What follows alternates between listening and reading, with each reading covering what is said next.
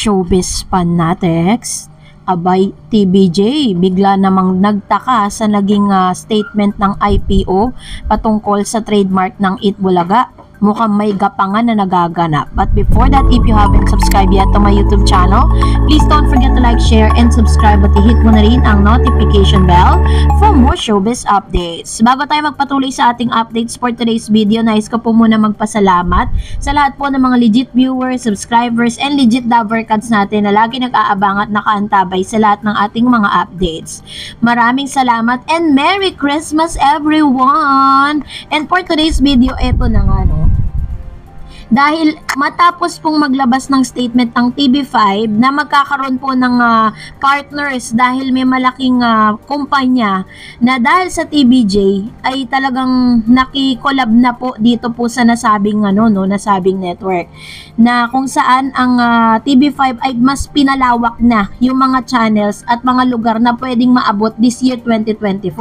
Pagkatapos ito, naglabas din ng statement ang isang pro-tape na Facebook page kung saan sinasabi nila na mas mapapanood na daw sa 106 GMA stations ang Eat Bulaga o yung fake Bulaga na magsisimula ng January 6, 2024. Agad naman itong nirepute ng ilan sa mga legit subscribers and legit viewers and legit Dabarkads na hindi po totoong 106 ang GMA stations. Meron lang silang almost 104. So parang nagdadagdag sila, at hindi na tayo magtataka doon ba't nila ginagawa yun. Syempre kailangan nilang maging mas marketable sa lahat po ng mga advertisers, lalo na sa taong 2024. Kasi alam nyo po, according po sa ilang news, mas mapapaaga kasi yung campaign period.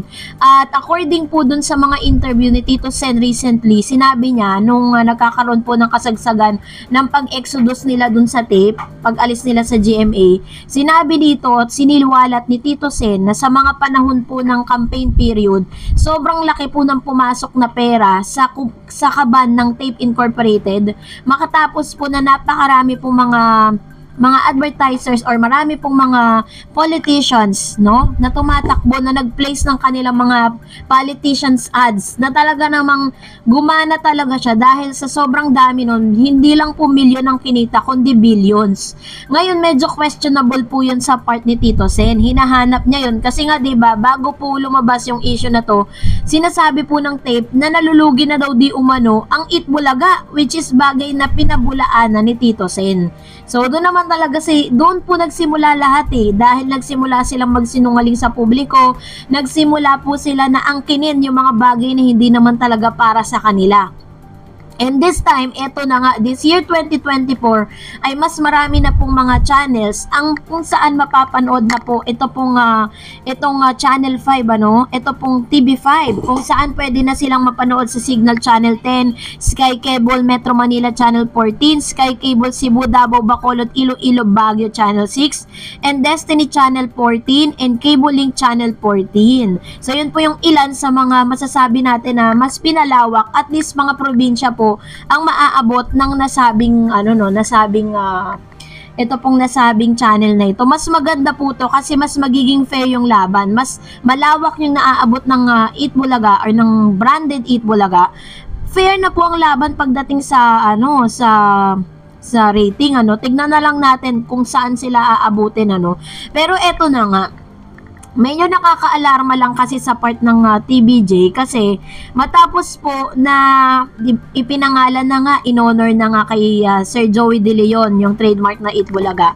Eto na naman, bakit po biglang nagsasalita ang IPO PIL ngayon? Sabi dyan, the Intellectual Property Rights of the Philippines clarified that the Halos Host family-owned Television Production Exponent Incorporated or Tape Incorporated can still use the name Eat Bulaga or EB despite the recent agency decision to side with the entertainment trio of Tito Vic and Joey in their petition to resign or to rescind the trademark registration of Noontime Show. Sabi po ng IPO na pwede pa raw gamitin ng Tape Incorporated ang title na Eat Bulaga.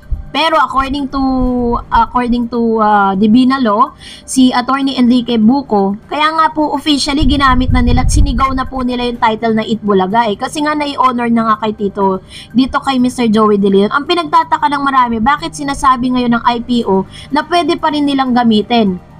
Although may karapatan sila na mag-apela hanggat hindi pa raw lumalabas yung parang dun sa adjudication case tsaka yung magiging desisyon ng Supreme Court na sinasabi po nila dito, pwede pa rin daw gamitin. Tapos nagpasalamat pa ito pong si parang ang basa ko lang parang mega pang nangyayari, 'di ba? Parang on the benefits of TAPE Incorporated, parang nagsasalita ang IPO para medyo luminis yung pangalan ng TAPE Incorporated sa lahat ng mga manonood at sa lahat ng mga advertisers kasi nga 'di ba, yun po yung isa sa pinaka major problem nila ngayon So hindi natin alam kung ano ang naging dahilan bakit po biglang nagsalita ang IPO patungkol sa issue na yan. So kayo po ang humusga. Mag-comment lang kayo sa comment section. At dahil dyan narito ang ilan sa mga komentong napili natin mula naman sa mga legit viewers and subscribers natin, magbabasa po tayo. At ito po yung unang komento. Sabi ni Miss Edalyn Puno, bakit yung advertisement ba hindi nanonood? Ginagawa nilang tanga yung advertisement. Nagbabayad sila ng mahal, natural, may survey yung mga advertisement kung sino ang malakas. Ayan, so ito naman po yung komento niya, no? At as far as I know, as dun sa mga nababasa ko po with regards to that issue, yung mga advertisers na meron po sila ngayon, yan po yung mga nakapirma ng kanilang kontrata dun po sa talagang Itbulaga, no? Dun po talaga sa branded Itbulaga. It just so happen na hinawakan na po ng tape sila ng mga halos siblings na po yung nagpatuloy. Kaya yung mga advertiser nila ngayon is extension lang yan ng kanilang mga kontrata, tinatapos lang nila.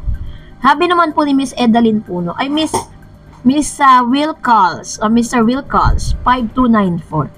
Siyempre ilalagay sa questionnaire yung TBJ, EAT kasi pag nakita TBJ automatic Itbulaga na agad yan. But naman sila gagawa ng questionnaire na ilalagay sila sa alanganin. So ito naman po yung kanyang yung kanyang komento patungkol sa issue na to na talaga naman pinagdidiskusyonan nila.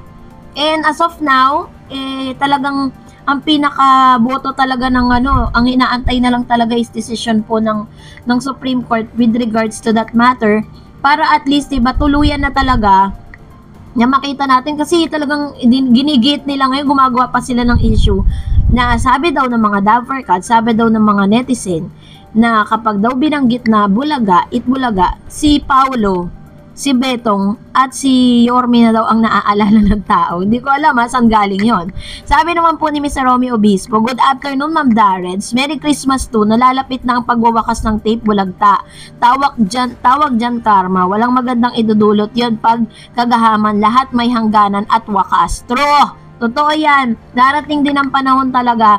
Kung ako sa kanila, para po bumalik ang tiwala sa kanila ng mga netizen, baka sakaling mahalin pa sila, ibalik nila in good faith yung trademark sa TBJ. Sigurado ako pag ginawa nila voluntarily yan, ay nako, baka mas mahalin at suportahan pa sila ng tao. And that's it for today. For more videos and updates, please don't forget to like and subscribe. And please follow me on my Facebook page, Darreds TV. God bless everyone!